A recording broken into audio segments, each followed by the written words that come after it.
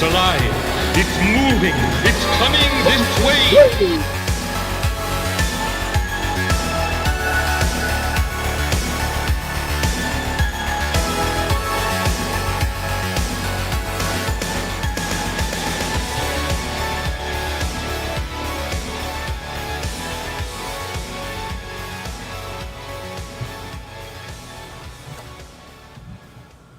What is up, everybody? Welcome to the Horror Movie Club, the club where, what do? We watch horror movies, just so you know, every week we basically designate a horror movie that we're going to watch. It's always something that is deliberately not behind a paywall. That is so you can actually watch the movie in advance, or if just from listening to us talking about it, you think to yourself, hey, this is a movie I want to check out. Guess what? There is a link below in the description where you can click on it, and it will take you to a free, unedited copy of the movie. It's usually a link to something like Tubi or Plex or Peacock. Tonight's link is to a pretty decent YouTube rip, although I think the sound could have been a little bit better. You know, if I were you, I would actually maybe spring the extra $3 just to get the Amazon Prime rental. But then again, that's me, and your mileage may vary. But yes, tonight we are also having on Ben Fuselier. Wait, hold on a second. Let me have Ben on.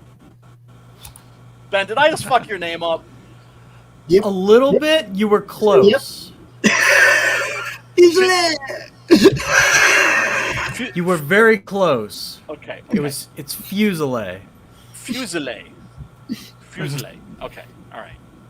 Right. I mean, you know, I don't know why I'm apologizing to you because, I'm sure you get Fusiler, all the time. 99% of the time.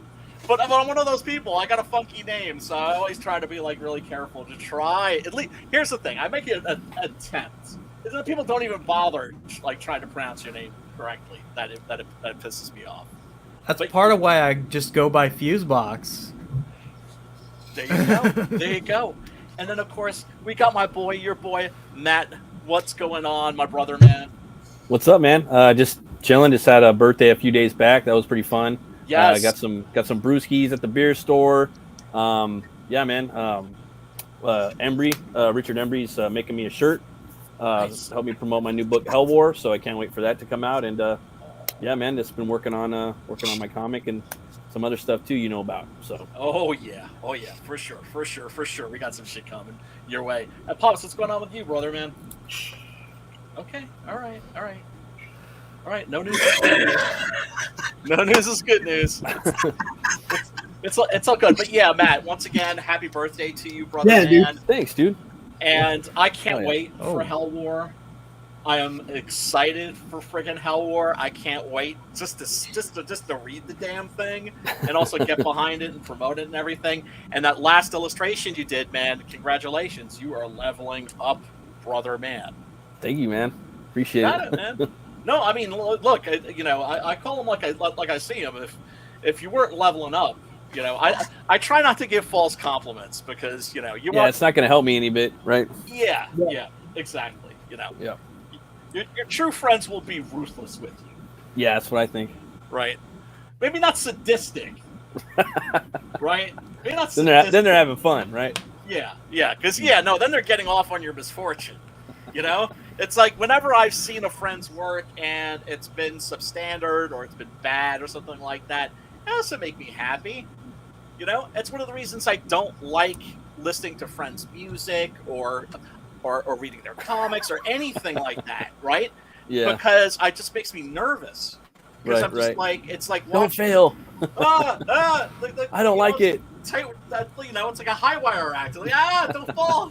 And see, and for me, it's exactly the opposite. I'm like, go, oh, go. No, that's the right attitude. That's the right attitude. No, that's good. You guys got your own, Yeah. I ways mean, I about want that it to shit. be good, I want it to Yeah. be good first, and then it's like, Yeah. if you it usually gets find me out in pretty that quick. first, it's like Mike Barron says, it's like he uses that first page to reach out and grab you by the throat. And if your book reaches out and grabs me by the throat right away, then I'm going to be rooting for you all the way through. And it's like, You got to get them in the first 5 pages. Yeah. Minimum. Yeah, I think so. That's why my Six Gun Gorilla book was better than the Boom Six Gun Gorilla book, because I gave you some Six Gun Gorilla like right on like page 3. Yeah. And like the other one gave you like a gorilla like on the very last page. And it's just like, what the hell? Wow. Just like, Right. what? You know, talking about false advertising.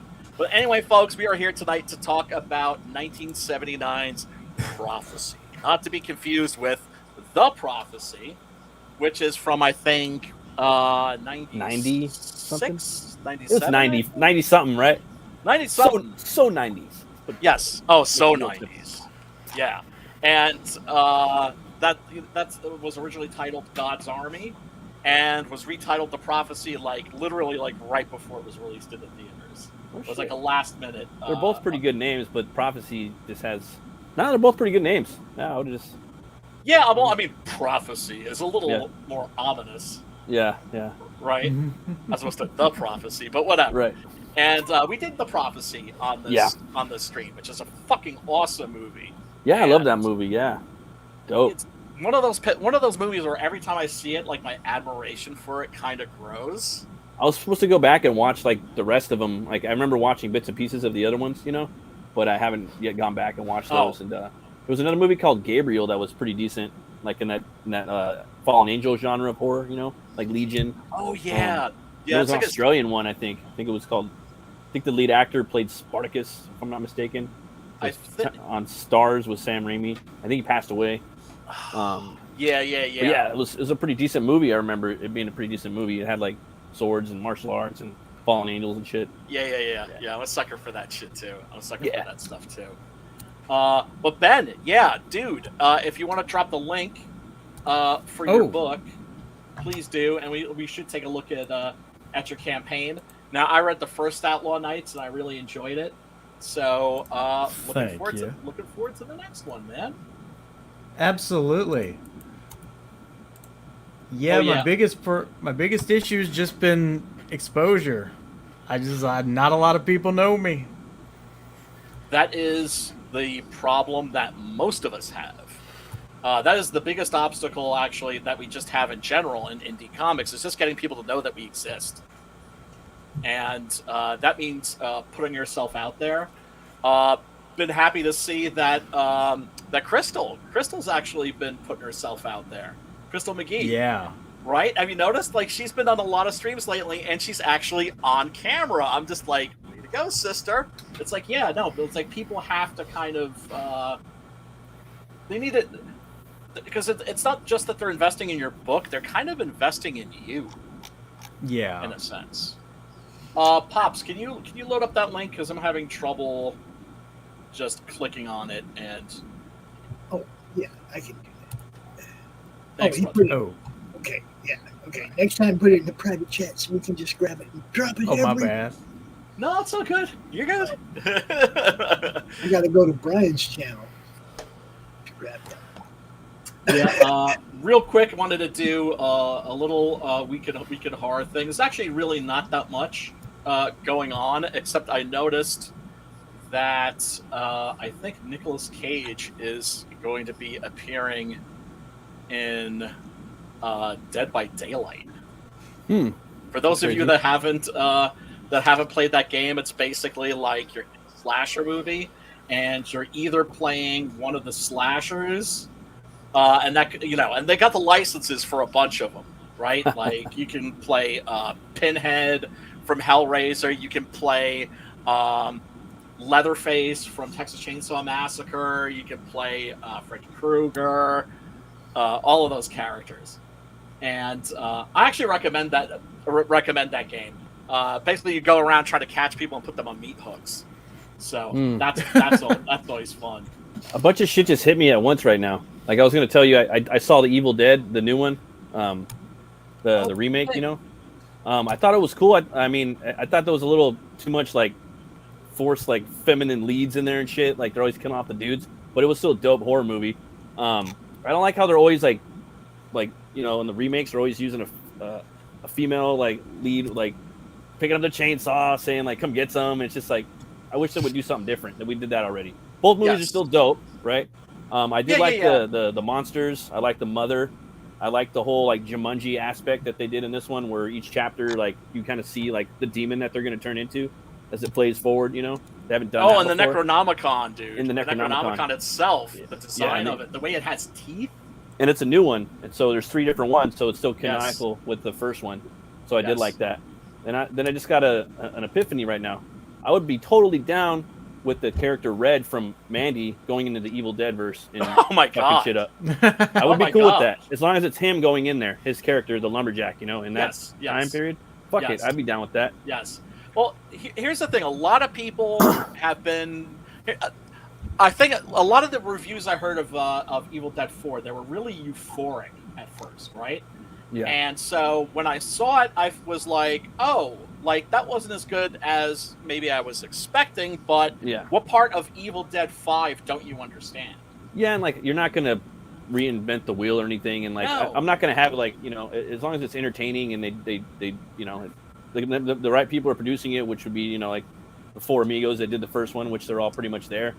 And then well acted, cool set. They're bringing some new stuff to the lore, which they did, you know, with the new Necronomicon. Again, you know, I liked how they changed into the different villains or the different demons. They showed the demons in the illustration, you know, and then they would turn into that one, you know.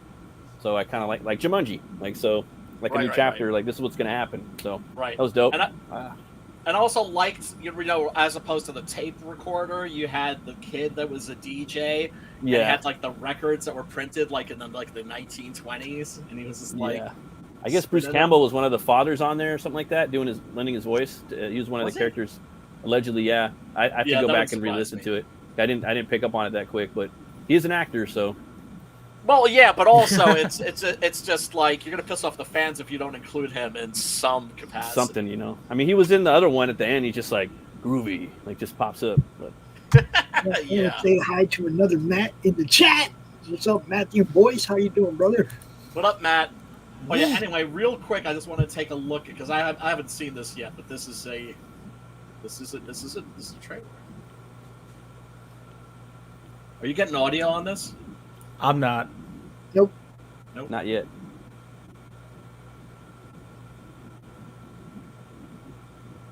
No? Okay. Nope. Let me. No. All right. Let me do something else to secure that. And in the meantime, let's take a look at the new campaign for the new Outlaw Knights. Let's see here. Yes. So, Ben, tell people about Outlaw Knights and why they should go check it out and why they should back it. Absolutely. Well, this story takes place in the 31st century. Humanity has begun colonizing into outer space, and history is very much repeating itself as the nations of Earth are all at each other's throats, competing over territory and resources. It's a chaotic time period. And I was very generous here because we're about 10 years in the wake of World War III. Now, keep in mind, I wrote this before World War III was a possibility. So... Right. Before we were in the beginnings of World War III. The preamble. And so basically, in this time period, piracy is on the rise. Crime is booming. And so in the midst of all this, we've got our main character, Cyrus Lawson, he's had a very rough upbringing, so he's settled in a small, out-of-the-way colony called Therese, and he joined the colony guard there, kind of expecting to be like a small-town sheriff. You know, he wasn't expecting a lot of trouble. But right at the beginning of issue 1, that dream was ripped right from under him as the pirates of the ship Hazard invaded his settlement looking for a special piece of data that's leading to a treasure everybody has their eyes on. So, without giving issue 1 away, push comes to shove, our boy is kidnapped by these pirates. And so now he's got to learn how to survive in the underworld and kind of get over his very rigid sense of morality, because he's going to learn that, you know, good and evil aren't as easy to recognize in times like these. Right, especially when you're dealing with pirates. Exactly. Yeah, so what kind of tiers do you have? You've got let's see. You got, yeah, we should take a look. Let me blow this up a little bigger. There we go. There we go. Art's looking badass. Of course, saw a little bit of our man Sim up above. Yes, indeed.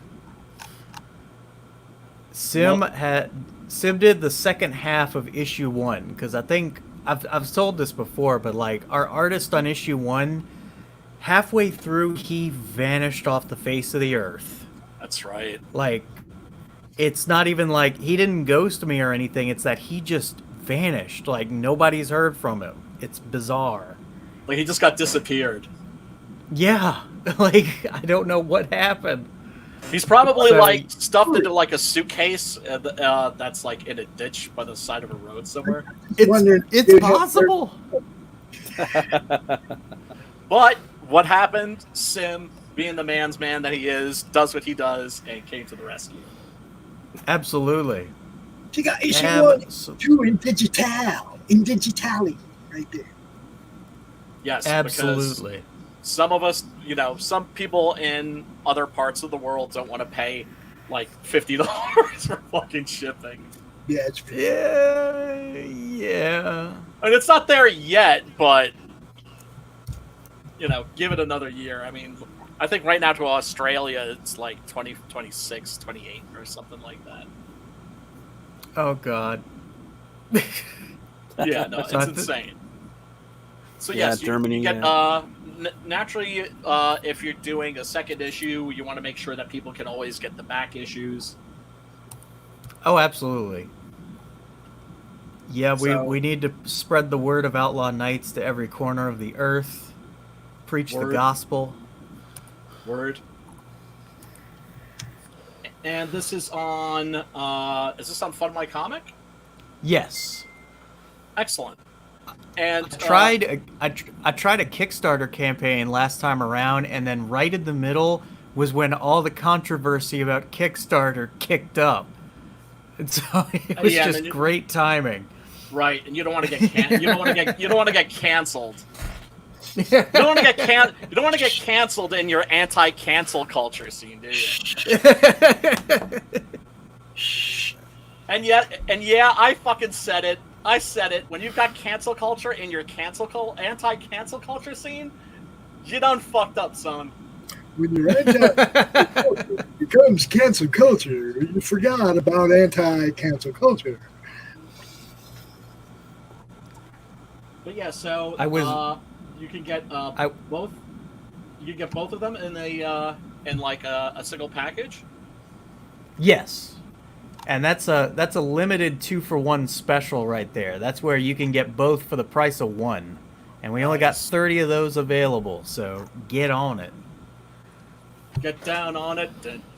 Get down on it. Yeah, grab that, folks. And also, this is always an important thing for me to emphasize. It is so easy to create an account on fundmycomic.com. It is so not a hassle. Because I think some people, they just want to go with what they know, because it's just like, well, they already got an account. All they have to do is just like click a button. It'll take you like less than 5 minutes. It'll take you like maybe like 90 seconds. Oh, yeah. No, I really like the setup on the website. Like, it's very convenient. Yep. Yeah, I mean, I closed down my Six Gun Gorilla campaign on Indiegogo, and we'll be relaunching on fundmycomic.com sometime, hopefully in the next month or two. Probably like 2 months or something like that. Nice. And what else you got? What other? You saw posters too, right? Yep, we got a few poster tiers there. How long is that campaign for, man? Right now, we're looking at about 39 more days. Okay. Cool. Asterisk. Excelente. Very, very good.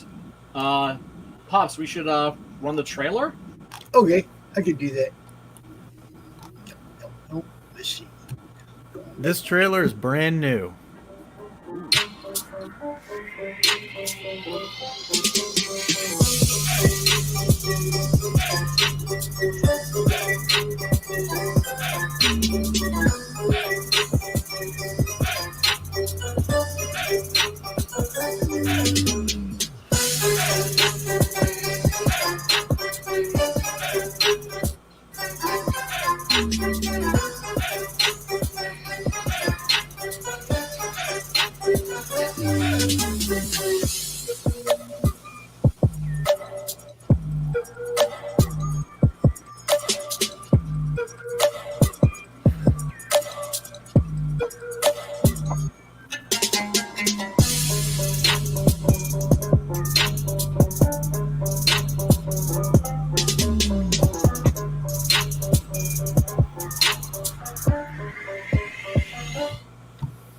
Bitchin'. And Okay, I'm just gonna say one thing. I gotta say one thing real quick. As a Uh-oh. promoter, okay, some people listen to our shows while driving their cars, and all they heard there was some music. You gotta give us a voice, tell us the story. You gotta give us something, man, because not everybody. Look, I got a friend in the madness that's blind. I didn't even think about that. Yeah, he can't see it. He's all he can do is hear what you tell him, and that's what he buys stuff based off. You know, I mean, he can't see our little videos, man. He gets the book and he gets them real close to his face, and he can see it. But you know what I'm saying? It's like, Yeah. you know, some people are driving in their car and they're just listening. That They're never not- occurred to me. You know, give us a voice, give us something. You know, and that's just, you know, stuff that everybody pretty much finds out over time. It's not like a critique. It's just like, Right. you Yeah. know, reach your whole audience. I mean, you never know if somebody's got time to watch this on replay. Oh yeah, I mean it's not even a question of busting balls. We're always giving each other feedback on our campaigns, and people are always absolutely. like pointing things out. People, you know, will point things out to me like, oh, you know, you should have a look at different image, blah blah blah blah blah. Like, you know, we were trying to help Crystal last time with her webpage, and it's looking better now, and she's got herself out there. But yeah, folks, go check this out. I read the first issue and really enjoyed it. I got another question though. What's Yes. he drinking? What's he drinking, Ben? Jim Oh, that's Beam, whiskey right there. What Space kind of whiskey. what brand? It's a futuristic brand. It's Jim- 1,000 years. Oh, it doesn't even have It's fuse box bourbon, yo. That's what it is. Come up with a name for it, bro, because people are going to want to know what we drink. Yeah, no, I wanted serious. to know, right? I wanted to Yeah, know. no, it's cool. Now you need shot That's a- glasses. You need Outlaw Mhm. Nights shot glasses. Yep. That's the first time I've gotten a question about the liquor. It's always been about the sci-fi elements. Everybody's always asking me about the mechanics.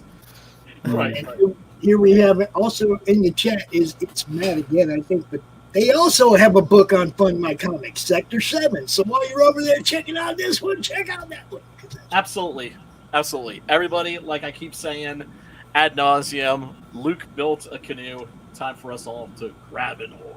Dude, It's- there's some great stuff over there. I mean, there what is. can you say? There is. You cannot beat talent. Wherever you can find the talent and you want to buy the books, you buy them. Yes, and because fucking Indiegogo. Living the dream, brother. Living Yeah. the dream. That's what I always say, right? Yeah, everybody go check that out. I got that clip of let's see, of Nicolas Cage in Dead by Daylight. Let's take a look at that because I'm sorry. Oh, yeah. Here's the thing. It's like, how funny is it that Nicolas Cage was like a joke almost for a while Yeah. because of all the crappy movies he was making. About a decade or so, right? Yeah, to like pay off the Give or IRS. take. Yeah. And now it's like he's the man. Now he's Christopher fucking Lee. it's Yeah. crazy. There's nothing. Just keeps rolling on that. He'll be fine if he develops that. Most definitely. But if he, I mean, come on, man. He's done good movies and he's done bad movies. Mm-hmm. Yeah, for sure. for sure. But I mean, damn, man. Between Simon, Andy, what up, Sam? Damn. We were just talking about you, brother, man. More Let's take a little look at this. Imagination. It can shape the fabric of reality, transforming everything you may think you know. But as with any power of such magnitude, it's unpredictable.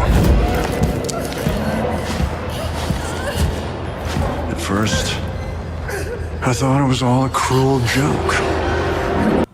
So I don't understand. Well, we'll obviously find out whether or not you're playing Nicolas Cage as one of the killers or if Nicolas Cage is one of the survivors. Right. Or maybe both.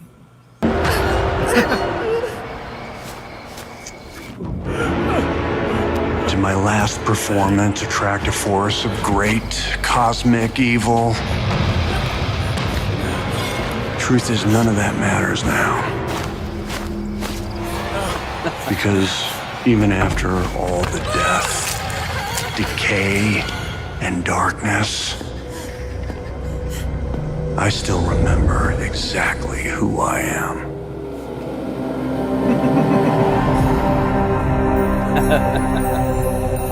I like how they made him look how he looks like now, you know? Yeah, for sure. He's starting to look. He's looking better too, you know. Oh, for sure, without a doubt. Now, one of the things I love in that game is, I of course, I prefer playing the killers, right? But it's funny because I can't help myself. I start acting. That is to say, Really? I start, because I think to myself, like, it's part of my responsibility is to entertain the other players. Okay. So if I'm playing Leatherface, I have to act like Leatherface. Oh yeah. Right? And so if somebody gets away from me, I don't necessarily go right after them. I go, right? You start going crazy with the chainsaw and everything. With the sound, with the voice and everything, right? Oh yeah. Although the best is Michael Myers, because basically what happens is you have to fill up this gauge to get like the superpower, and the way you fill it up is by just standing there and just staring at motherfuckers. So people will be like trying to like fix these generators. That's like how they advance in the game. And then suddenly they'll look over and they'll just see me just standing there, not coming after them, just standing there, just staring at them. That's so much fun, man. That's pretty dope. Yeah, man. Now I know Sims played the Evil Dead game. Yeah, I want to buy that, dude. That's like something. Hopefully, maybe that's something I want to play. I guess they have it online, and they have like a first person.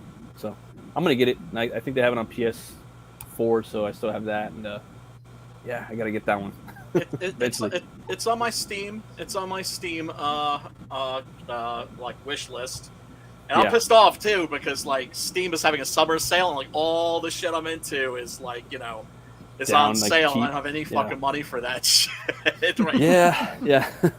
God damn it. I hate that crap.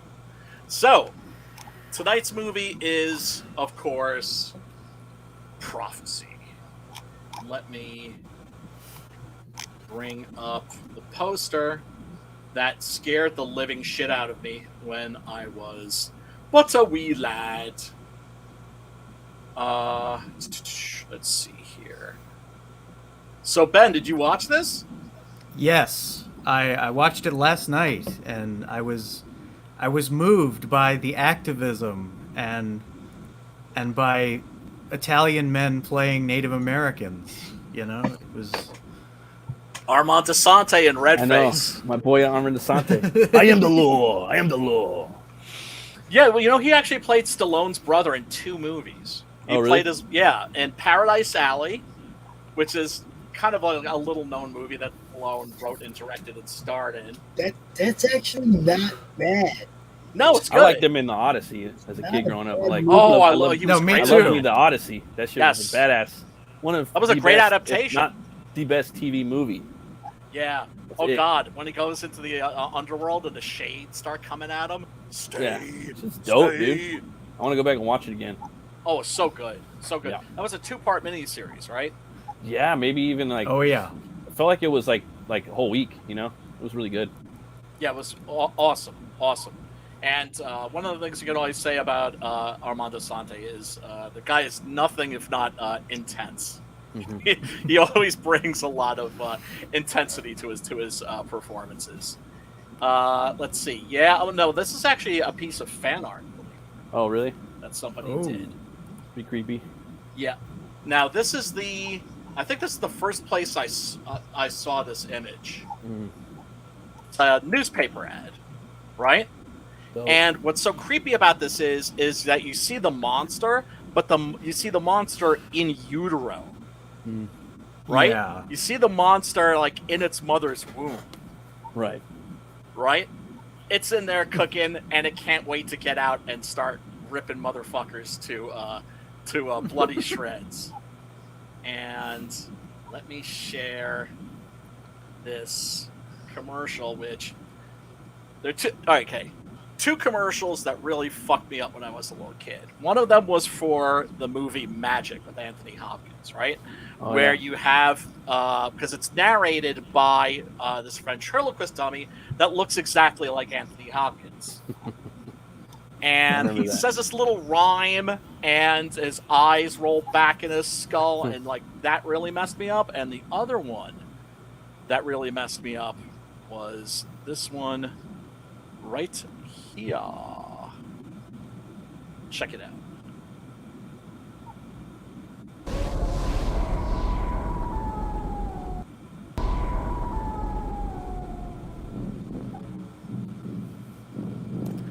It is not the offspring of witchcraft or Satan. And it's like you could hear its heart beating. It was created by man. It will grow to be 15 feet tall. It will have huge eyes, webbed hands, hooked claws. It will walk upright.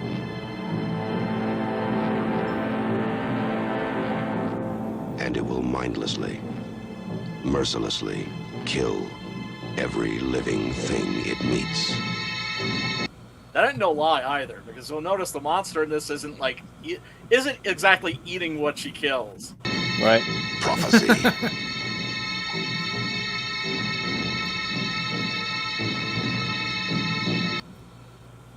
That's pretty cool. I see that as a little kid, and I'm just like, because there's not a single image Right. from the movie. It's just that. Yeah, less is more. Again, with the dummy, you know what I mean, with the Anthony Hopkins one. Less is more. You have a single image or two, maybe three, and then you have that good smoker voice or whoever it is, you know, yes, delivering the dialogue. You know, it has something catchy to say. You know, it's not Satan or witchcraft that's gonna get you. You know what I mean? Yes, It's Mercury. Yeah, yes, it's mercury. It's menthol, mercury right? poisoning. Yes. Yeah. Which is used in the manufacture of paper products, which we print our comics on. So Yeah, we're a lot of partly stuff. responsible for the horror and mayhem and the carnage that ensue in this film. It came out in 1979, right? So this is around the same time as Alien. Alien had been a really big success, so there was like this trend in Hollywood where they're like, okay, what we're gonna do is we're gonna take like 1950s style science fiction horror, and we're gonna make it with like a huge budget, right? I mean, there's plenty of B movies that with big budgets that I can readily think of. RoboCop, for instance, right? That's a B movie with a big budget. Yeah. And Alien, of course. This was made for $20 million, which is actually the same amount of money that was made to make Star Wars 2 years prior. Man. Yeah. And, yes, I was talking before we even started that Stephen King really snapped on this movie in this book right here, Danse Macabre, where he was talking about, he was talking about, it's a classic. I mean, obviously it's really old and it was written around 1980 or so, right? So it's dated. It's not exactly up to date. I always thought he should do an updated version. But it's also very much of its time. It tells you where his head was at that time because he'd just become famous. Carrie had just come out and all that stuff. And he said that Dawn of the Dead was a $2 million movie that looked like a $20 million movie, and that Prophecy was a $20 million movie that looked like a $2 million. And I can't deny that. that. Right? And not that that's necessarily a bad thing. I mean, you've got John Frankenheimer as the director here. John Frankenheimer is probably best known for The Manchurian Candidate. That's like his great classic. I remember seeing that name. Like that's a pretty big name. Yes. And he ended up, unfortunately, his last film was that horrible 1996 remake of The Island of Dr. Moreau. That's what it was. Yes. That was, the one that Richard Stanley had written and was going to direct, and then left the production, was fired from the production on like day 3. And so they literally just called John Frankenheimer up and were just like, yeah, you want to direct this movie? Mutated animal monster. Yeah, well, I mean, it's flying. Surely. Right, but it's just like okay, well, when do we start? We're already like a week into production. Right. I actually enjoyed that movie as a kid. I liked it a lot. I seen that in the theater. Me too.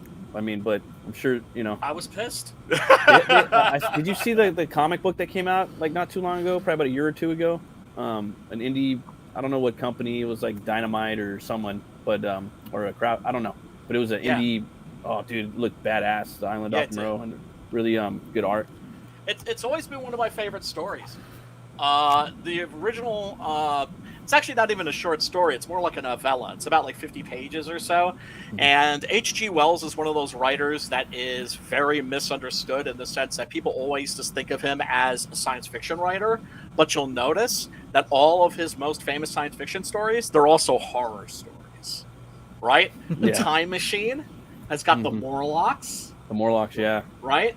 War of the Worlds not only has...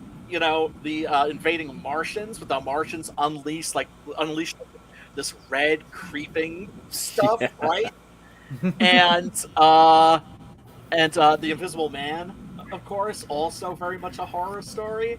He was a guy whose head was in science fiction, but whose like heart and balls were in horror. Horror monster. Yeah, sure. What I like, one thing I did like about this movie was it just kind of shifted gears. Like you didn't really know where, you're thinking it's going to be, because I didn't see the trailer. You're thinking it's going to be probably like something, to deal with, angels and demons, probably, right. Something like Christopher Walken's movie, but it's not. No. It's right here. You don't know. You think it could be like a demon or something that they unearthed. You know what I mean? And there's going to be a prophecy of said demon. That's what I was thinking. You know what I mean? So. Yeah. The very opening of this is interesting because all you see are these like lights that are sort of bobbing. Mm-hmm. And tell me, doesn't this sort of remind you a little bit of the scene in Alien where they're exploring the alien ship? Yeah, a little bit. Yeah, a little bit, right? And next thing you know, these guys are just booking through the woods, just hauling ass, and you see something that you. As far as I know, it's the first time anybody did this, which is to say attaching a camera to an actor and having them running along, like a thing that Spike Lee and other directors kind of popularized in the 80s. It's I mean, I could be totally wrong. I'm not just saying it's the first time that anybody ever did that, but it might be. Right. So these guys are looking for a group of lumberjacks who have disappeared. And the hound dogs are just like going crazy, and they lead them literally off a cliff. Yeah. And so they have to rappel down. And one of the fellows just ends up hearing a lot of screaming. And so what does he do? He wins the Darwin Award. He decides to rappel down and see what's happened to the guys. Who hears screams, blood-curdling screams he just heard like a few moments before. He's going to rappel down in the dark to a you can't see the ground with this flashlight from the top. It's like he's going to rappel down. He don't even know if his rope hit the ground or not. Okay. Yeah. Now. Right. Now, I'm not saying I would not rappel down there, but I'd only be after dropping like 4 or 5 fragmentation grenades. Yeah, that'd be pretty dope. That's some Batman shit, though, Brian. In the dark like that, you can't see branches. You don't know if your boots are tangled up on something. Nothing. You can't do that in the dark. Yep. You know? I mean, Sim, real quick, he says, The Island of Dr. Moreau is awesome. Yeah, it is. We're talking about the short story. The movie was not great. No, I think the movie, the 96 version was shit. If you want to see a fair version, check out the 1977 one with Burt Lancaster. That's okay. But the great one you got to see is Island of Lost Souls with Bela Lugosi and Charles Lawton. We should do one of those soon, if we can. Oh, for sure. I'd love to do that. Yeah, and they should remake that movie. That would be a dope movie, or that story. Don't remake it, just fucking make it right, you know. Oh, it was actually a childhood dream of mine to like. Oh yeah. yeah. It's a sweet director version of that. One of these days, I would love to do something with it in comics. But yeah, this fool just goes right down there and discovers that his friends have been brutalized and mangled. And that, of course, the thing that's brutalized and mangled them is still hanging out and is about to brutalize and mangle his ass. And we got like this nice montage, right? Beautiful like nature photography in this movie. This movie's shot in Maine, which is just absolutely stunning. And there's a dead dog. Is dead. Yeah, that was brutal, dude. That was a brutal way to open the movie. Pretty fucking and they were metal, playing gory, they were playing like happy music over this part. Yeah, I remember that. Off-putting, very horrific. Well, yeah, that kind of got me into it. I was like, okay, this is some fucking horror right here. Off-putting. Yes. And because what the music that you're hearing is the music, classical music that Talia Shire's character is playing on her cello. Yeah. And but yeah, so yeah, no, it's like, because it's a very pastoral kind of lovely scene with like badass carnage. Yeah, dude. So it's look at that pumpkin head, dude. Oh man, you see that? Ash. Yeah, it's like took a big bite out of the homeboy's helmet. Man. Pumpkin head right there, dude. Oh. Yeah. The monster in this really fucks people up.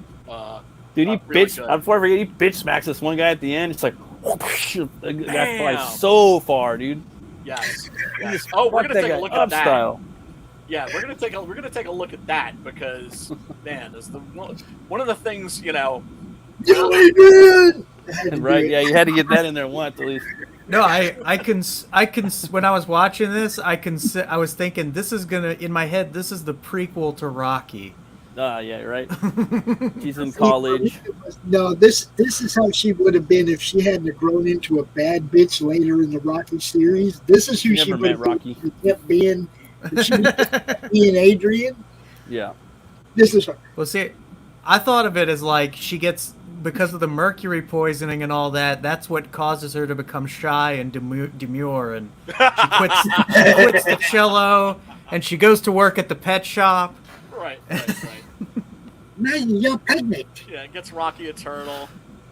Now, the main thing we talked about before the show is like the pacing of this, man. It's like I sent Brian a message on Facebook. I don't know if he got it or not. Yeah. And I said, man, this shit don't pick up. I'm gonna fall asleep, man. I'm not gonna be awake for the show. I don't think it's boring for a second, but I will agree that if it lost 15 minutes, that if this was like 88 minutes long, it would be the shit. Yeah, man, or if the last 40 minutes was the whole movie. I mean, if they made the whole movie... No, it's not the whole movie, 40 but... minutes would have been cool. But it is supposed to be a 50s style monster movie, and so naturally you want to see the monster. And hopefully you see the monster as soon as possible. So Talia Shire's character has discovered that she's pregnant. Her husband, Robert Foxworth, is what I would call a actual justice warrior. Like, you know how today we have the social justice warriors? Yeah. Right? These are people who are really, really liberal, and their idea of activism is they sit on Twitter all day and put people on blast and cost people their jobs, call people's employers up and say things like, "Are you aware that you have a Nazi working for you?" Oh, Nazi? I know. No, I don't have any Nazis working for me. So this guy is, let's face it, a little pompous, a little self-righteous, but he's a soldier, right? He's an actual justice warrior. He's down in the fucking ghetto, cleaning up rat bite wounds on like little kids in like rotting tenements. So he's somebody that really gives a fuck, but he's also like hyper political to the point that he's told his wife, like, I don't want to have any kids. Why? Because there's too many people in the world. And then she finds herself pregnant, and she's happy about that, but she doesn't know when to tell him. And that becomes something that's really important in this. This was back during the first wave of climate change stuff in the 70s. Well, this was... Because you have to understand what subgenre prophecy is in. Prophecy is in the eco-horror subgenre. That was a subgenre that started in the 1950s with movies like Them, right?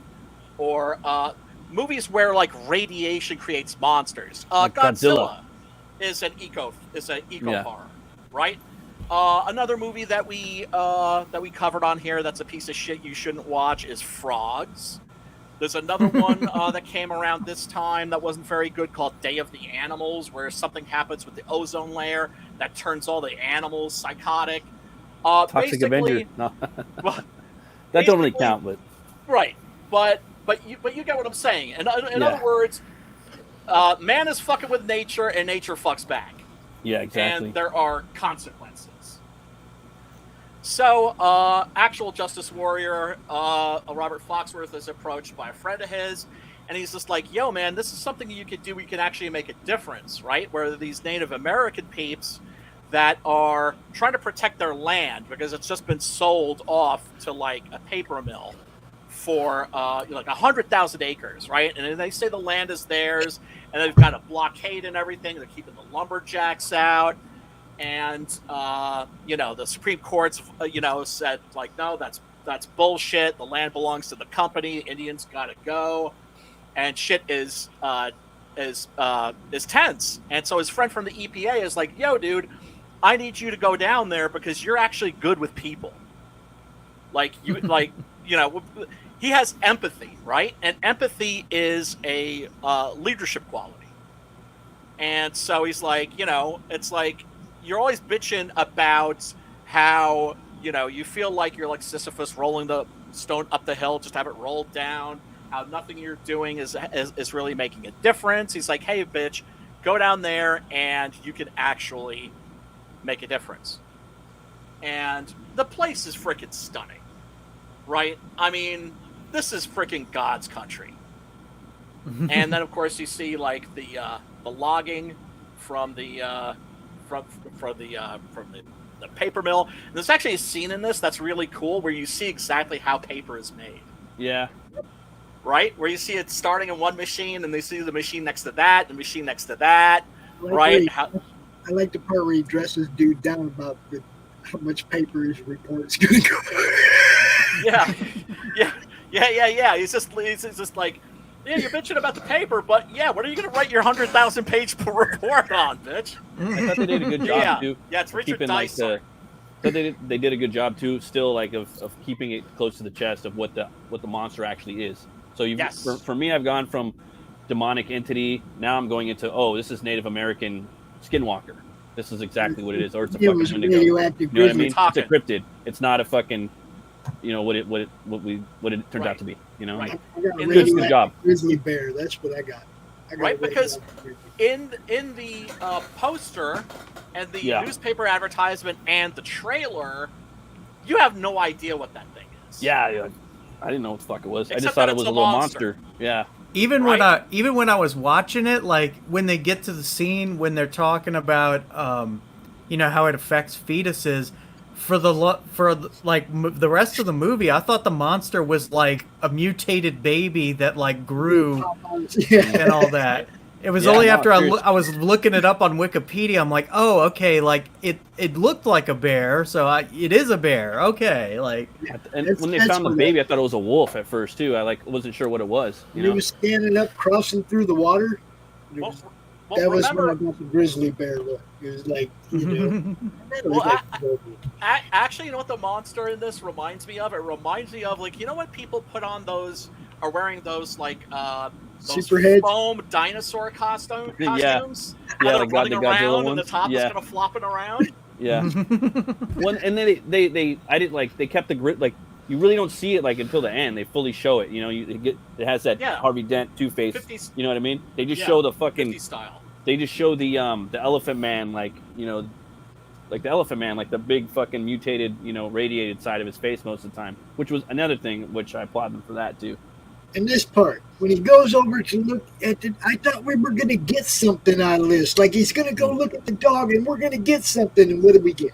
No, he just sees the dog being airlifted. By the way, But I mean, he Like, even walked away from the beat it car. like Jurassic he Park wasn't to some gonna get in the raptors. car. He walked Look away at from him. the car like he wasn't even going to get in the car. Like he was going to go check out what's up with that dog.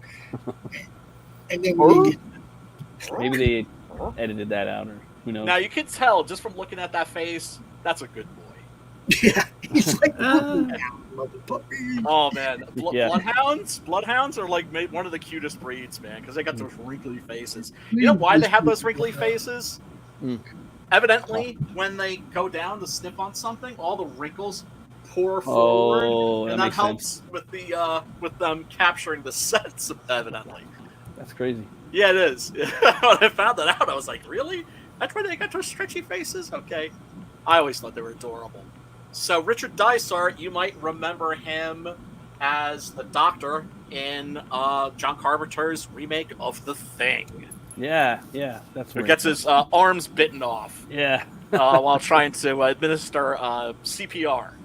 most brutal, one of the most brutal horror deaths. Oh, he bit it the hardest in that. I think. Yeah. Oh man.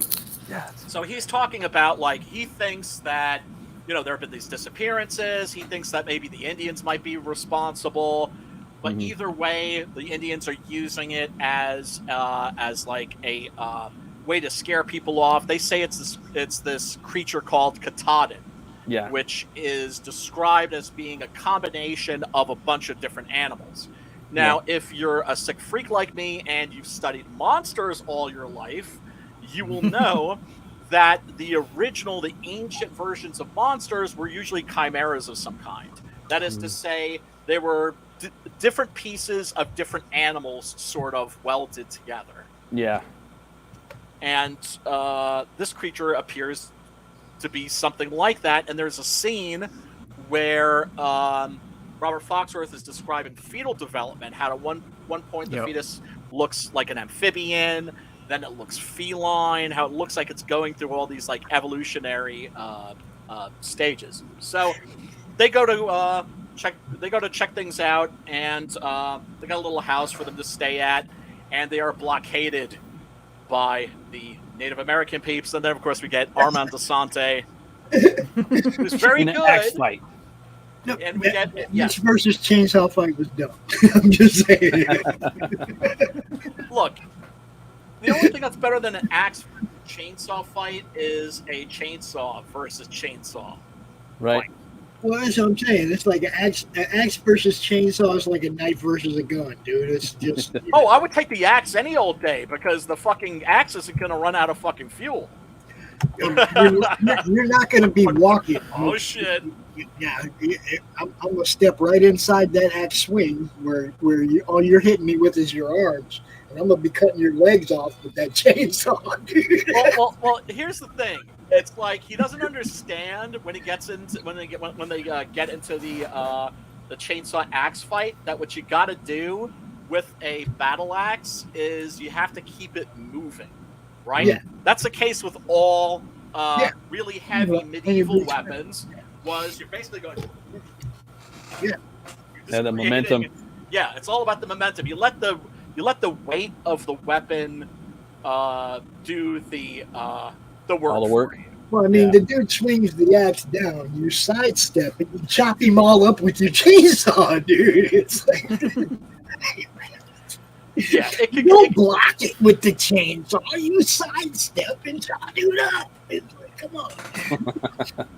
You blocked it like 10 times. I'm like, come on, man. You guys, neither one of you know how to fight with these weapons. Will you stop? No, that's good. Well, that's because they're not weapons. They're fucking tools. They're fucking for chopping down trees, not for chopping For down farmers. people. That's still a weapon to me. That's why people are just like, oh, I don't need a battle axe or a fucking wore a hammer or anything like that, or a sword. I got a baseball bat. Baseball bats are for hitting baseballs, not to fucking killing people. When you use it to assault, it becomes an assault weapon. Yes, no, it That's does, but it's not assault designed. and I would assault much rather have something that's actually designed to fuck people up. Is what I'm saying. Surgically. Let's take a little peek at that. I don't get the point. What are you trying to prove? I am the law. point is not to be intimidated. Like neither one of them really The want law. to fight. Too. It's like Yeah, they right. don't really want to fight. You know.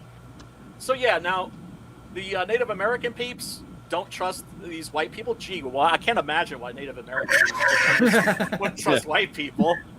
That's just completely that's a baffling one right there.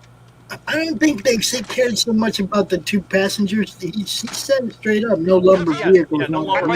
He didn't want nothing to do with that lumber company, those lumber company dudes. Right. At all. Right. You know. Right. And so Richard Dysart gets his goon out, gets a bunch of his goons out, and tells them to cut down the trees. Robert Foxworth, actual justice warrior, is like, yo, wait a minute, tries to fucking stop to it. Cut him down.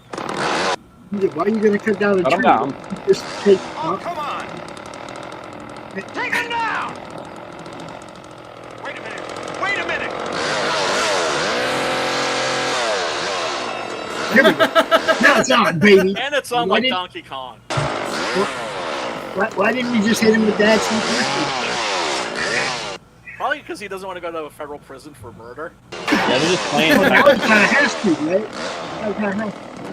Basically in a push fight, right? Well, you see, that's the reason I never understood fist fights, because it's just like, wait, so I hit you, you hit me, and then we get pried apart. It's like, no, if you hit me, I'm going to assume that you're going to be trying to kill me, so I'm going to try to kill you. Exactly. Let's do the overview.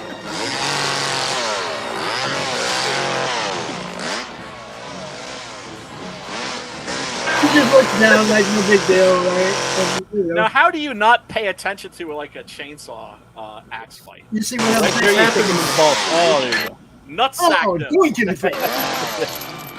Oh, dude. Now, this he's is gotta be hurting. This is the moment that makes me think, like, maybe were they thinking about making this like in 3D?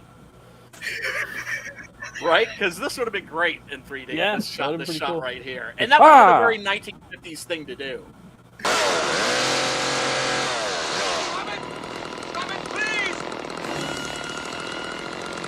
And he's hanging tough. Now, if you're wondering how they shot this with a chainsaw right next to his neck, they just take the chain off. Chain off. Yeah, and that makes them. Open the chain! That's how people do juggle chainsaws, for instance. It actually looks like they have like a belt on instead of a chain. If you look at it right now, Right. It looks- Open it! Open it! God damn it! What else does it prove anyway? That they're No, it murderers! doesn't prove a damn thing! Now open it! No! Right, but his people give way, and so he ends up being defeated, which is something that unfortunately his people are very accustomed to. Is getting fucking stomped Kicking the balls on, and kicked in the balls by the white man, and just generally treated like shit. So Robert Foxworth and Talia Shire, they go up to this little this quaint little cabin that's just freaking beautiful. Has like one of the most beautiful views you could possibly imagine. I mean, look at that. I mean, nice. come on, that's freaking God's country right there, man. Pretty much. And then you got a close up of the Winchester, and of course, as Chekhov said, Chekhov's rule: if you show a gun in Act 1, it has to have gone off by Act 3. I mean, come on, look at that. Can you imagine stepping out your front door and seeing that shit? Dude looks like a total rookie catching this fish too. Oh, for sure. Like he looked like this might be the first fish he ever caught. And then he sees like a gigantic salmon. a giant salmon. Yeah, they make it look giant. It doesn't look. It just looks like No, it's the camera trick. Yeah. Right, and it's not like beyond belief. It's not like when they find that fucking tadpole, Yeah. right? It's just a big ass salmon. That's all. Yeah. And all I could think about was the origin story for Cyberfrog. Well, and keep in mind also, it's not like the general water that's really poisoned. It's this one spot, Yeah. right? It's this Yeah, one it's spot, one and this ain't that spot, but it's close enough. And so they cook up the salmon. That looks tasty, by the way. I'm a big, Salmon steak. yeah, man. And that becomes important. That becomes important that they eat that fish, and then And there's the tripping raccoon. yes, and yeah, and then after the chainsaw fight, what do we get? Because I'm sorry, Pops, I don't understand. Yeah, I can understand why you would want to see like the monster a little sooner, but I also don't understand how you could think this movie's boring. Because you go right from like a chainsaw fight to a fucking The first hour was like, come on, can we get on with it? And then it picked up good. It was like real action packed at the end, but it was like, man, can we get on with it? That's, I admit, I'll be the first one they're to gonna admit. go sit in front of a Could've lost- fireplace, and they're Could have gonna lost 15 minutes. Could have lost 15 minutes. See, I mean, that had no purpose in the movie whatsoever. No, well, it does, because it's establishing the fact, right, that she's still trying to tell him, like, hey, I'm pregnant, but she's afraid to. And then, of course, then she finds out that she's eaten this contaminated fish and that he may be carrying a monster inside. That never got resolved, by the way. No, it didn't. No, it's not meant to be. That's for part 2. Right, but also it's not meant to be. It's supposed to be kind of like, okay, well, what next? It's just like, well, these Did you guys are the ever see fucking it? consequences. What was that? Did you ever see it? Of course. That's Yeah. the sequel to this. Pennywise. So yeah, Robert Foxworth goes out to investigate a scratching sound and finds this very adorable looking raccoon in spasms. You don't look adorable, man. It looks I just like love how it runs up his leg here. You can see Yeah, that I the would footage just is shut kind the of door on sped it up. right away. Here, watch this. Whoa! I love the sound effects in here, dude. Then it goes after her. The killer raccoon. They had a $20 Right. million budget. They better have some fucking good sound effects. Yep.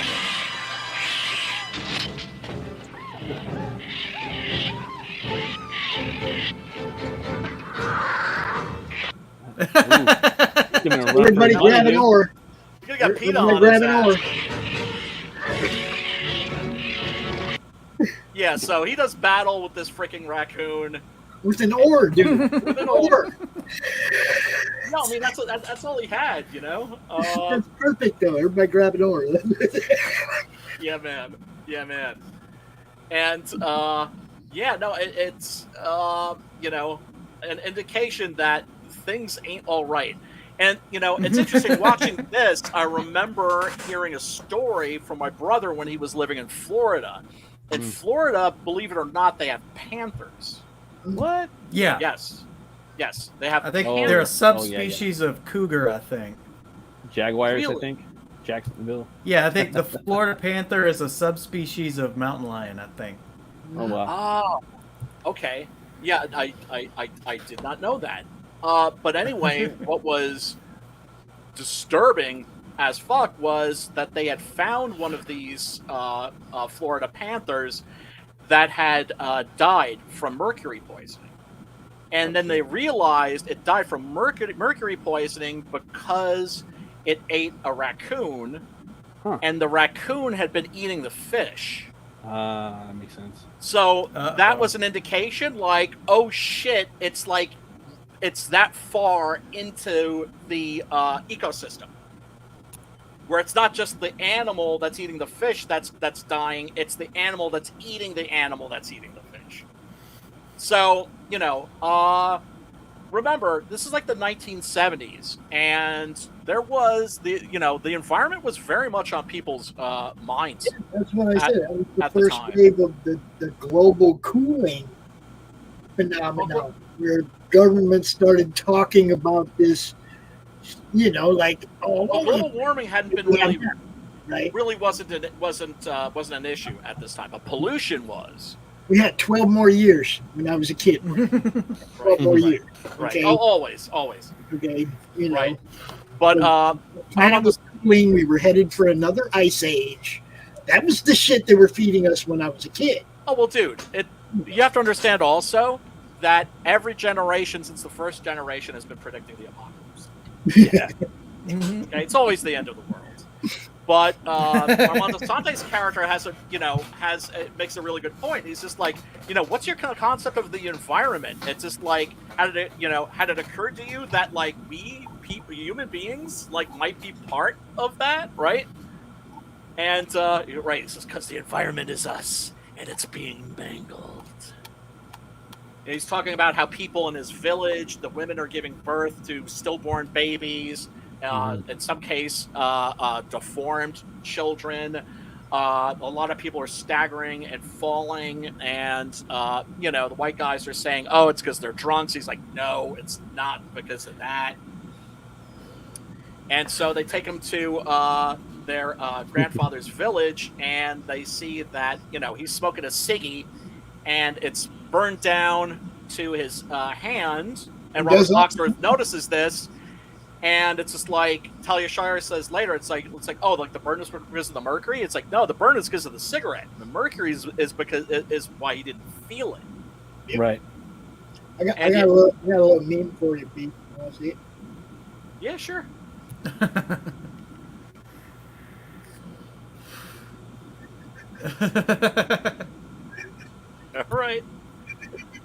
All right. Hit us with some QAnon, why don't you? Oh, I should use that word. So here, like the actual life experience. That's all I got. No, I hear you. I mean, I believe that global warming's for real. I mean, when it's like, this last winter, when it's like fucking 80 degrees out in January, something is up. That's all I'm saying. So then he notices that the roots of the trees are all fucked up too. That these are supposed to be underground and they're above ground. And then they find a gigantic fucking tadpole. Right. It's cyberframe. It has that Jim Henson tadpole. Yeah. Actually, it's a Tom Berman tadpole. Tom Berman was the special effects artist on this, and when it came to you have to understand, I was a monster movie kid, so I knew all the special effects artists. The hierarchy went like this. Man. The hierarchy went like this. At the top was Dick Smith, right? His shit always looked the most realistic, right? Below him, Rick Baker. Below him, because Rick Baker had been Dick Smith's student, and then Dick Smith's student was Rob Bottin, who did The Thing and RoboCop and The Howling. And then somewhere down that list, you got Tom Berman. So he wouldn't have been my first choice for this. I'm sure that he wasn't their first choice for doing the special effects for this. And I'm not saying I don't enjoy the special effects in this. I'm saying that he wasn't like the man. And there were certainly people that weren't quite as... John Carl Buechler, I would say, was beneath him. He was the guy who did Ghoulies, where the special effects literally consist of just hand puppets, rubber hand puppets without a lot of articulation, Right.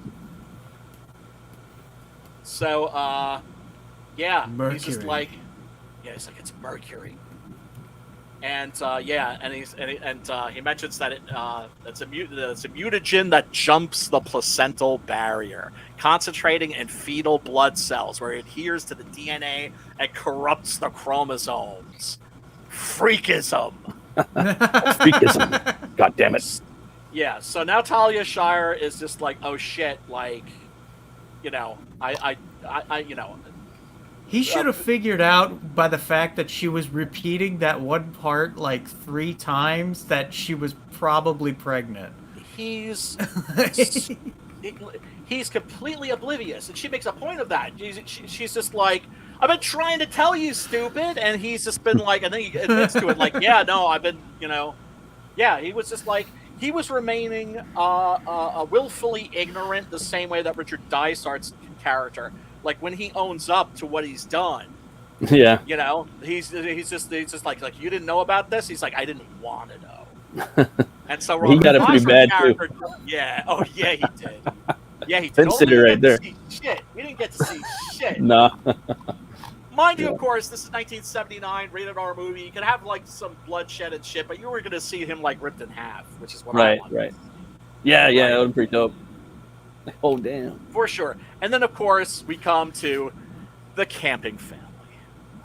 And one of my favorite scenes, what can I say? Let's take a look at this. All I gotta say is Cocaine Bear ain't got shit on this. Oh, not even close, man. Fuck that shit. Well, that's the thing too. Cocaine Bear, that's my idea of a fake cult movie. This is an authentic cult movie, although it's basically a $20 million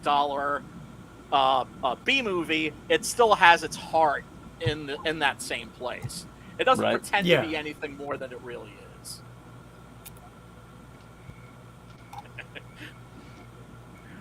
I'm snickering in anticipation.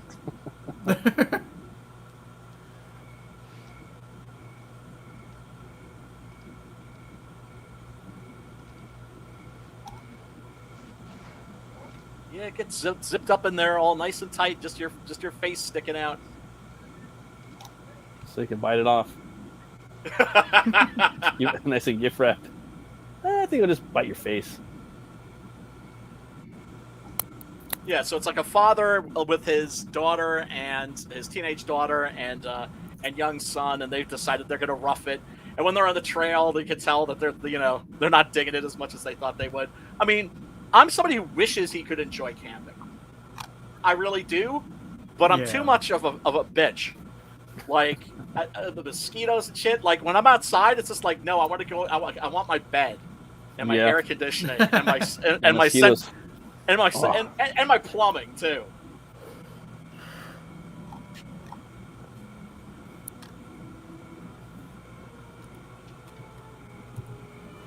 Dreaming sweet dreams.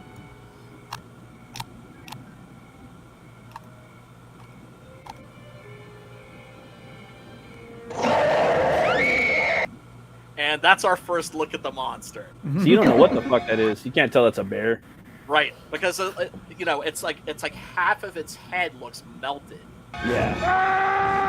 At the time, Scream I thought like it was a bitch, scream. Right there looks like a warthog. I thought it was a.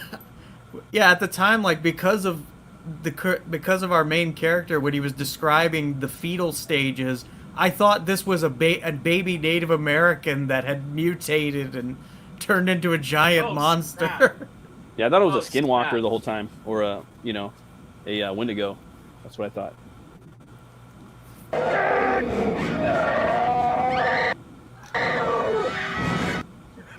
Here we go.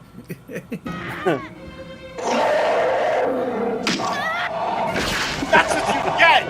That's what you get. That shit's funny as fuck. Pit smack. Or bear smack.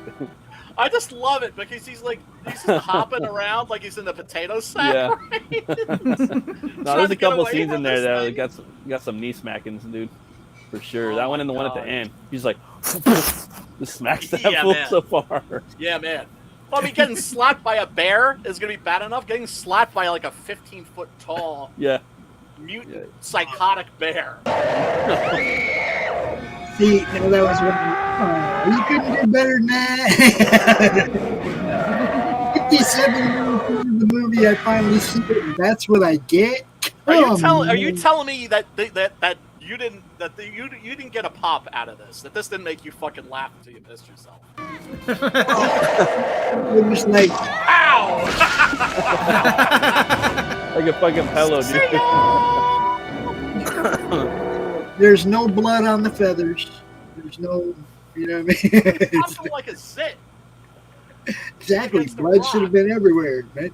I got pops on that. Yeah. Too. Should have been a little bit of blood and maybe a little guts squirt out the side.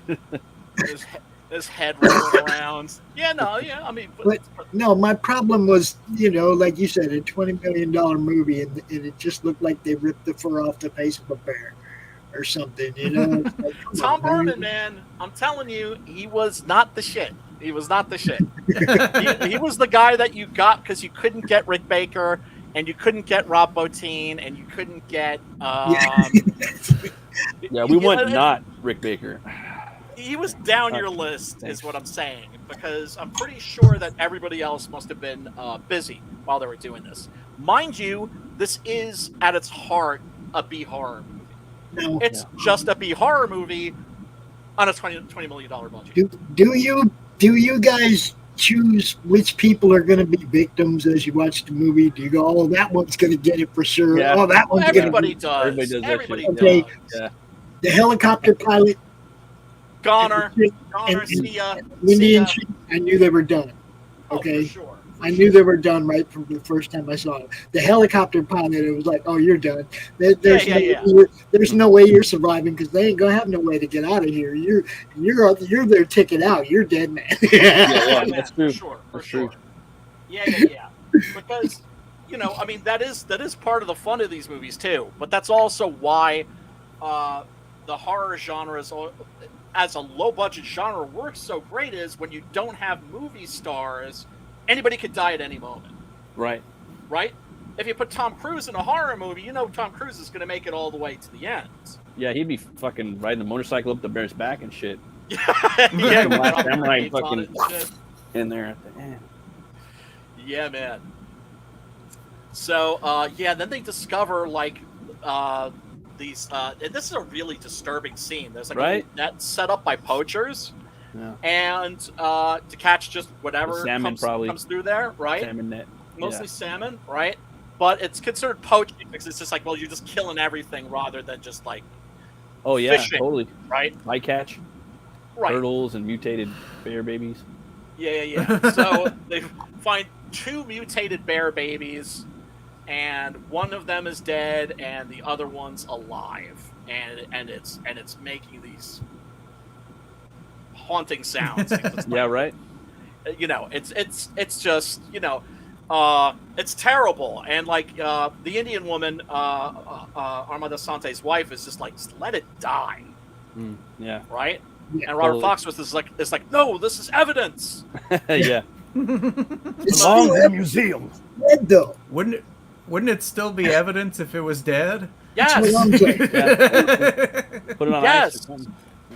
yes. No, Ain't I no mean, reason to wait to see if it bites somebody, like Italian. Yeah. I mean, they've now got some this- big ass, claws in that motherfucker.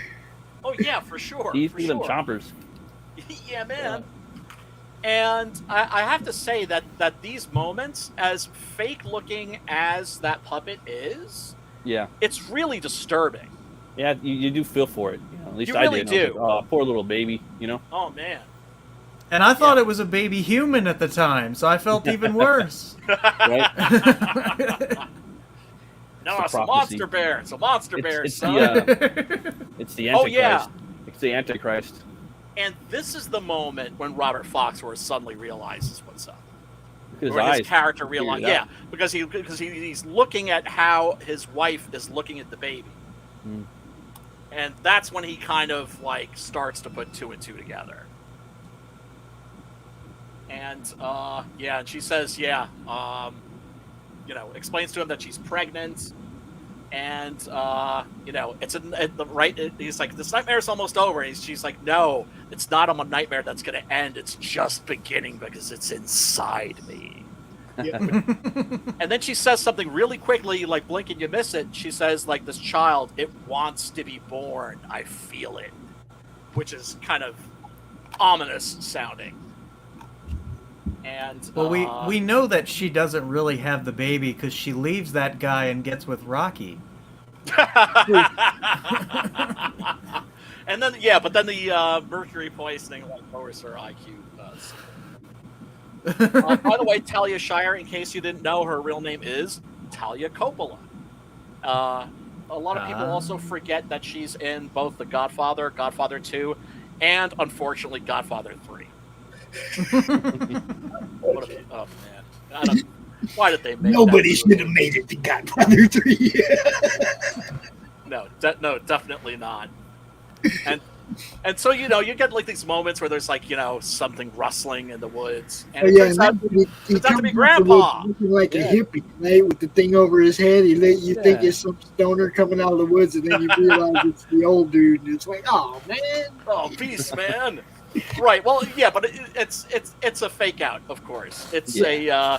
it's a cheap shot, is what it I is. was looking for the stoner with the woods, the hermit that nobody knows. It's Well, like, what are that's the you? thing. Cheap shots are allowed in horror movies. Yeah, this is another clip from the Scream Show Blu-ray, because this is on Blu-ray. I don't own the Blu-ray, but I do own this, which, God, now I think of it, is like almost 20 plus years old. This is the Crazy, huh? DVD edition. No frills, I got a lot of DVDs like that, man. tons. Because what was great about these was these would come out and they would be like $10. Aren't those just like the best things? They Like are. you get these new TVs where you can see acne on everybody and their pores and shit. Yeah. You watch these movies. Like when I first got my big high def TV, I started watching all the old movies or just anything, and like, dude, it felt like I was there. But now I don't even. I'm so like used to it. I don't even. Right. Yeah. No, I mean, look, and I understand why some people like crappy old VHS versions of things. Yeah. I was there at the Alamo Draft House to watch a toe-up 35mm print of Lucio Fulci's Zombie that looked like it had been stepped on, like it had been like rolled around in like the blood and the cum and like the sticky soda, like that's just all the like just like New York Times Square and New York Times Square. yeah, in that time. Right? Yeah, and that was just funny because it's just like a bunch of people sold out, packed, all there to watch a toe-up print. I was gonna ask you, dude. I was checking. They have one over here. Do they serve? Do they got steak there? I don't know if they have steak. I know They got that pizza and burgers and or pizza and wings over here. I've seen they have one in like downtown LA. But I was just like, I was thinking about checking it out.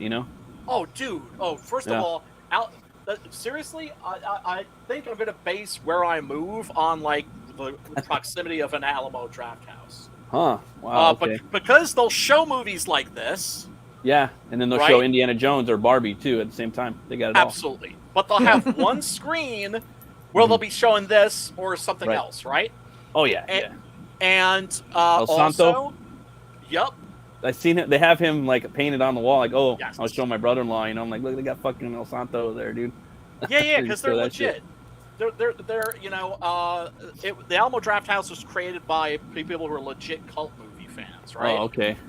And so, like here, for instance, we're close to New York City, so we have all these special events where like directors will come in, screenwriters will come in. Paul Schrader actually showed up.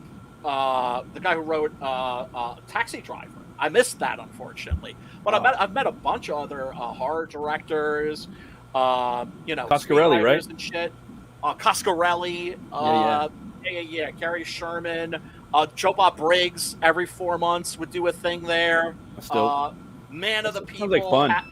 Oh, dude, it was my only like form of entertainment, and then my mom got sick, and then the lockdown and everything. And I've been back one time since, and for Shogun Assassin, which was the shit. And they pared down their menu, like they don't have the grilled cheese sandwich. That was like the bomb. The bomb. Yeah. That had like 3 or 4 different kinds of cheese and just cooked in butter and stuff. Yeah. I make a pretty badass grilled cheese sandwich myself. Oh man, like that with a side of fried pickles was like the shit. Yeah, I saw that. They have fried pickles on the menu. Yeah. But the thing that you're gonna really love, microbrew. That is to say, yeah. They have a bar where there's nothing but microbrew beers. Yeah, that's my jam. And a chalkboard. And of course, whenever I would come in and I would see all this shit, what do you do when in doubt? Ask the staff. What do you Ask like? the beer snobs. They'll tell you. Yes. Yeah. Yes. What do you like? And they'll break it down. Like, oh, I Yeah. really like that peach cider is really good. Yeah. Oh man, it's a jalapeno beer. I know it sounds nasty, but it's Oh, I'll try that. tasty. Fuck you up, little fire. Yeah. Beer's Oh man, good. love that. Yeah. Chili beer is good. I love hot beer. Yeah. Look, man, the only way that the Alamo Draft House could be even more like heaven on earth would be if they let you smoke weed. That's all I'm saying. They just need a weed lounge. It'd be all good. Well, remember Vaughn talking about how They gotta make the Alamo hash house. Well, because I think Vaughn used to live in Austin, where the original Alamo Draft House was.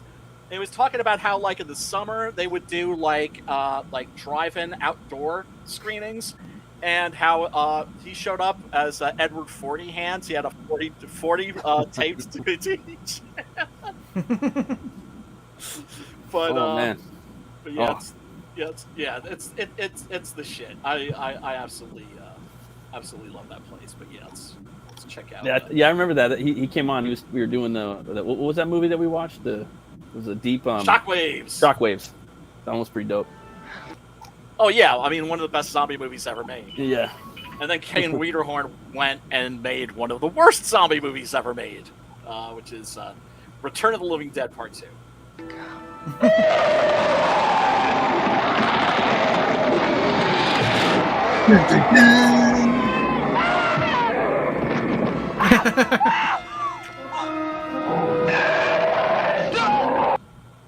That dude gets suplex. Big ass bear, dude. It's a big old like fucking animatronic, though. I give him that, you know. Oh yeah, no, I mean, look, I love the monster in this.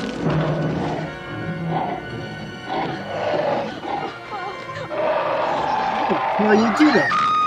Imagine that from that. Ooh.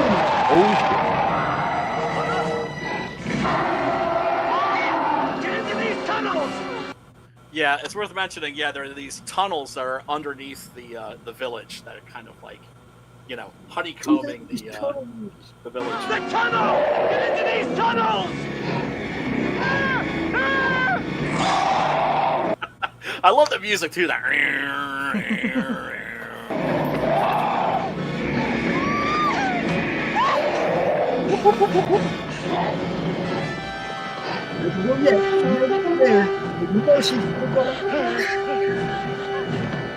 Yeah, I'd be like, Feet don't fail me now. Helicopter guy, here you go. Helicopter pilot. He's their way out. Yeah, not anymore. But he's not done yet.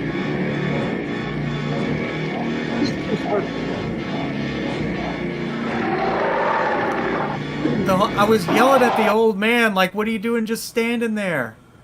Yeah. Like, Well, what I the mean, hell? he's out of his mind He's menthol for mercury. the mercury poisoning. Smoking menthol.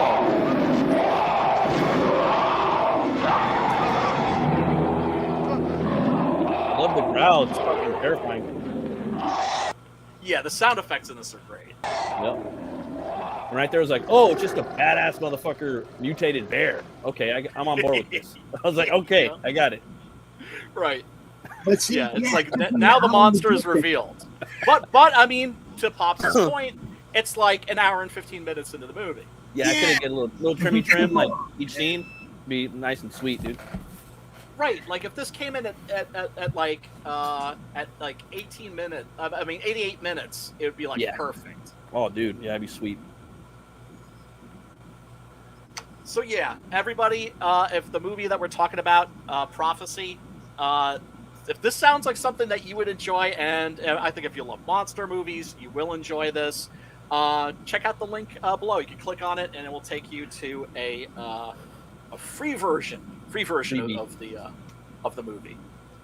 And yeah, we are going to get back to also Ben's campaign. We're going to have to plug that again real quick. Everybody, go check it out. I've read the first issue. I recommend it. I enjoyed this. I enjoyed the first book. I don't see why I wouldn't enjoy the second. I intend on backing it when I'm no longer a broke ass bitch. Retail bundle. I totally get that. I have been broke for way too long now. I'm gonna give you one more little piece of advice, man. Your retail bundle, you retailers won't buy it at the same price everybody else is buying it. Okay. They have room to make money, or they're not going to put it on their shelves. So when you're doing a retail bundle, you got to cut a break on it. Okay? Well, I'm able to edit it. You know, I can That's do what that. I'm saying. I'm just saying, a retailer's coming in there looking at how can I make some money off this. If he has to buy it for $20, he'd have to charge more than you do. How's he going to make any money? Well, it is the best comic ever made, so you know. There you go. You still have to charge more for it than you do. There's no retail action there. Right. There's nowhere for No, I get you. You know, so come in about $120 for $10.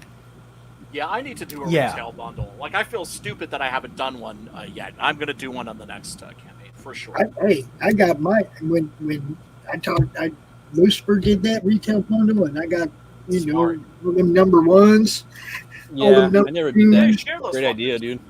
I'm gonna do that and the digital one. It's just the way, like, we gotta build the industry back up, dude. This shit's fucking weltering.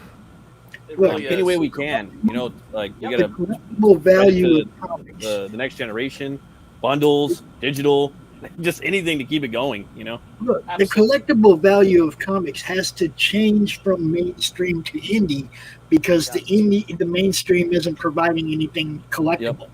Okay, Correct. so you have to put your emphasis on your collectability value of your books. Which ones are limited? Which covers there's only 25 of these made. You better get one. Right. You've got to add the collectible element into your indie comic if you want collectors to pay attention. Yes, because that is, you know, I mean, what is it that makes something collectible? It's scarcity, right? Well, It's it's only- not just the scarcity, but I mean, it's the popularity as well. That too. Yeah. You know, Ed Gein is in its fourth printing on number one. Right. Okay, that means he keeps selling them out. Right. Okay, that means they're popular. Okay, and at the end of the day, I got a bunch of first prints of number one because I was on board at the beginning, and I wasn't a dumbass. I saw the value, or the possibility that was taking off Yeah. and becoming, valuable on the collectible market, which there's not that many indie comics that have crossed that bridge to collectible value in the comic in the collectible industry. Yeah, I mean, this is why I like to have like specific, like if I'm going to run a campaign on like the trade paperback again, I always try to make sure the trade paperback has a different cover. Right, that too. If you're on a different platform, you make a different cover for that. At least one exclusive cover for every platform that you sell your book on. Yeah, but this is why it's also important for people like me that aren't collectors to also talk to collectors and find out what collectors want. Because I'm the kind of guy where it's just like, you know what, I'm happy with my trade paperbacks. Yeah, me the too. only reason I ever the only Yeah, I reason just I want, ever bought I just want the back guts issues, for the most part. the only reason I ever bought back issues was just to read them. But Exactly. see, it's the great thing about the trades is there's your reader. Now you get that floppy, and you don't have to pull it out the bag ever because you know you can get that trade, and there's your reader copy that you can read whenever you want, right? Yep. My problem with that is the people that only make trades. The collectible value in the trade, man, it is impossible to read a trade paperback and keep it perfect. And keep it pristine. It isn't possible because the corners start to fold up as soon as you start reading it. That's true. Yeah. Yeah, some more than others. You got to give us a floppy, at least number one, number two, number three. Give us a floppy. After that, if you want to trade out the rest of the way, who cares, right? It's number one, two, and three that have that value at the end of the day down the road. Hey, Chris. What's up, brother, man? Good to see you. Oh, Sim says, remember Jim Lee and Brett Booth did Kindred? That was a Dr. Moreau inspired. No, I'm not familiar with it. Me neither. Sounds awesome. Sounds like another book to add to the list of like 90s and 80s and 70s and whatnot books that I for get eventually. So many of them. For sure, man. For Yeah, sure. just don't forget the whole purpose of this is for, you guys want your comic to be remembered after you're gone, right? You want people talking about your book just like they talk about action number 1 or whatever, right? At the end of the day, that's what you want is legacy, legend, We want that outlives you, right? Yeah. Don't forget the collectors in this because they're the ones that are going to make you into that legend. True. Right. That's true. That's a valid point. Absolutely. But like I said, that's why also it's important for non-collector guys like me, trade paperback kind of guys, or creators, because we don't think like that, right? So that's why we need to talk to guys like Pops. I like and get their input. Like for me and you, like we love to read the stories and then go back and we're gonna ref them. You know what I mean? Yeah. So like we need something a little more tangible, you know. Read the. That's not what Pops is saying. Right. You know what I mean? Basically, what I'm saying is that if you want somebody to I mean, you got to place that value. Yeah. No, I understand everything you're saying. Yeah. We're taking note of everything that you're saying. Yeah.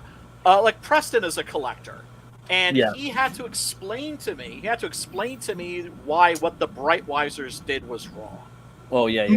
Right? Like I legitimately didn't understand. I was like, boy, everybody's upset about this. I don't understand why they're upset. And then he explained it to me, and I was like, okay, now I get it. But I had to have it explained. First print. That's what I mean. Like I jumped on Lucifer's book right away. The first printing of number 1. I didn't wait on that until I got 1 and 2. I don't have 3 and 4 yet, but dude, I didn't wait on that. I was like, I need copies plural. I'd send you mine. I would send you mine, but I already sent mine to my extras to Preston because he didn't have 3 and 4. I'm gonna get it. If he likes it, he can send you yours back, or he can keep that. I'll send you one because. Yeah. And Pops, you're gonna get my my dead stop. Once I can actually send it to you. So once I can afford the postage. Oh yeah. Yes, hell yes. The die cut cover. Yes. Actually, don't worry about the postage quite yet, because who knows where I'm going to be. Okay. But just so you know, if I need reminding, be like, hey motherfucker, weren't you going to send me that dead stop? I got a copy that's pristine that hasn't been taken out of the bag that has your name on it. As soon as I land wherever I'm going to land, then I'll be like, okay, that's one of the reasons I haven't signed up for Fund My Comic yet, is because I don't want people sending books here 6 months from now and I'm not here. Right. Yeah, man. Just keep waiting until I land where I'm going to land, and then I'll sign up with my new address, and it'll all be cool. Things are going to start turning around pretty soon here. Oh, they will. It's just really, it's not really over rough yet. right It's only halfway. It's only halfway over. Yeah, so. and the thing is, it's just really rough right now. Everybody for a lot of people is struggling because the economy is for shit. It's Bidenomics. Kind of stems. All the shit rolls downhill in a way sometimes. Well, what's the first thing that goes? Discretionary income, right? Yeah. right? People cancel their streaming subscriptions. The luxury stuff goes away. Yeah. Yeah. The luxury stuff goes away first. Your food, your golf, your comics, all that, it goes away first because the bills have to be paid. Dude, do you know how well we did when those Trump dollars, those Trump bucks came in? Yeah. No shit. We saw a lot of that. Yeah. People got that check. We're like, I'm closing down them campaigns. I'm gonna back me some bucks.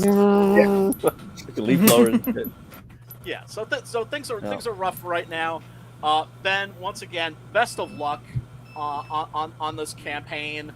Everybody, go check it out. Link should be somewhere in the chat or the description, or you can just go to fundmycomic.com. It is pinned to the top of the chat on the Madness YouTube channel. Thank you. It is in your chat, B, but it's not pinned to the top. You'd have to do that. Right. Because we are all about supporting our fellow indie comics peeps here, for sure. Because we are the future. I like it, Ben. Looks good, man. Yeah, it's fun space opera. It's fun space opera. Oh, and who's your new artist, by the way? My new artist, we got Juanito from Dwarves vs. Lions doing the interiors, and we got Marcos Martin doing the colors. Nice. Winning combination. Yes, and then of course you have Sim and the Mystery Man who did who split art duties on issue 1. Render contender. Some Oh, 6 this is 6 a.m. I didn't see that. One of my stretch goals is that I'm gonna get both 6 a.m. and Selena Hernandez to do some chibi stickers if we can get past the red line. Nice. Yes, 6 a.m. MC Mark Marianelli. I always refer to him as like one of the sleeping giants of of our scene, for sure. It all looks good, man. Yeah, it looks dope. And what I like too about his campaign, his book, it's got that fucking blue collar badass sci-fi. You know what I mean? Yes. That's high tech, low life. Yeah, that's what I love like about Alien. You know? Yep. Looking space truckers and shit. Yep. Absolutely. So everybody, go check that out. So everybody's final thoughts on Prophecy. I thought it was dope, man. Like again, we all agree that it could have lost some minutes in there.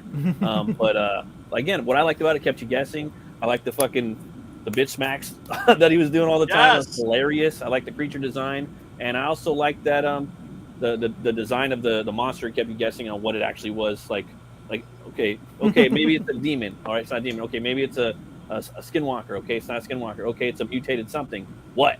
Okay, it's a fucking big mutated motherfucker bear. Okay, I had to keep guessing the whole time until the very end, you know. So yeah, crank it up, full blast, the whole, solid darkness, watch it big screen TV. You're gonna have some fun. Yes. This is my favorite part of the movie right here. Yeah. No, I mean the climax of this. He does the Godzilla walk. He does the Godzilla walk underwater. He does the Godzilla walk underwater, and he pops back up when he gets on this side. Well, it's great because he goes under the mist and into the water, and Robert Foxworth is like, "It's dead, it's drowned," and then suddenly, like Armando Sante's got this look. He's not convinced. He's watching that water like a motherfucker. No. And then, bloop, bloop, bloop, bloop, then you see some bubbles. Oh shit! I'm also going to give some love to the wet T-shirt contest right now. Yes, I noticed that too. Yes. Hey guys, I got to peace out. Native American lady. I'll see you later. Matt, much love to you, brother. Tell people where they should find you because we're going to be wrapping up here. So then, of course, we can go check yo ass out. Yeah, you can find me on Twitter at Runecutter Comic, and if you guys want, you can check out my book, Butch Cleaver. It's a gothic horror western about this butcher gets killed, brought back to life by a voodoo curse. He's got the power to weaponize bone on a molecular level. And he's trying to use that power for revenge, reckoning, and redemption. Check it out, butchcleaver.com. And if you guys want, you can check out my channel. It's Metal Movies and Brewskis on YouTube, and that's the name. Pretty much, it says it all. Thanks, guys, for having me on. Again, it was an awesome show. I had a great time. I figured you'd get a kick out of this one. Use box again, brother. Drop the link real quick in the private chat, and I will share it. Drop the link to your show coming up right now in the private chat, and I will share it out real quick. Yeah, and I'll hang out like in the chat or something like that, or or if you need a co-host or something like that. If I have the energy, I gotta get my fucking drum on real quick anyway. But either way, I'll be watching. All right, brother. Right. Peace and love, brother. Peace, brother. See you guys. Peace. See you, sir. Yeah, man. So Ben, tell these fine folks where they can find you. Absolutely. Well, you can find me on Twitter at Knights Outlaw. You can also find me on Instagram at Outlaw Knights. And you can find me on Facebook under my real name, Ben Fuselier, Fuselier. And you can find me here on YouTube on my channel, Fusebox. And check out Outlaw Knights. You will not regret it. Yes, I can second that. I can verify the man's claim. I appreciate the hell out of that. Oh, you got it, brother. You got it. I've got to have each other's backs. And Pops, tell these people where they can find you. Don't give that Loch Ness much. Go over there and watch Matt when we're done here. You guys can catch me all the time on the Madness Comic Network or in the comic-related madness over there. Yes, indeed.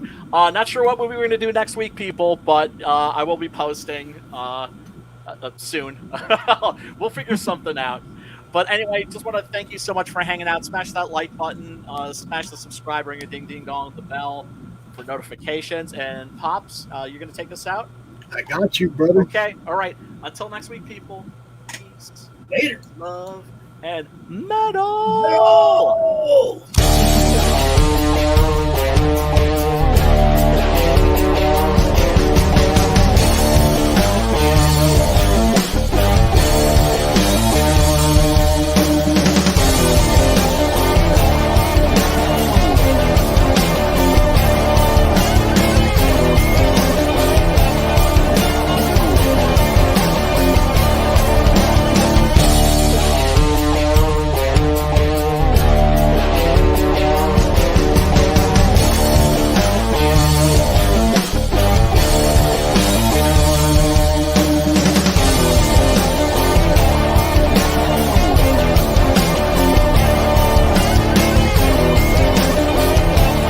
Madness Entertainment Group presents the Madness Comic Network with original programming and additional comic-related content.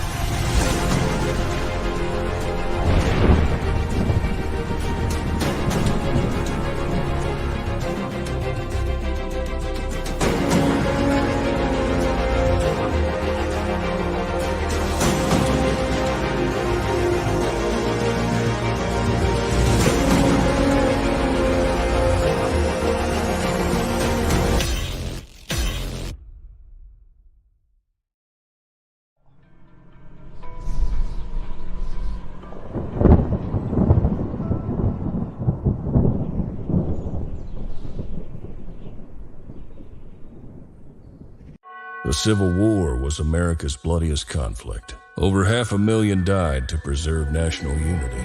When the war ended, Confederates like Harley Brogdon headed west, shooting game for the Army and gambling.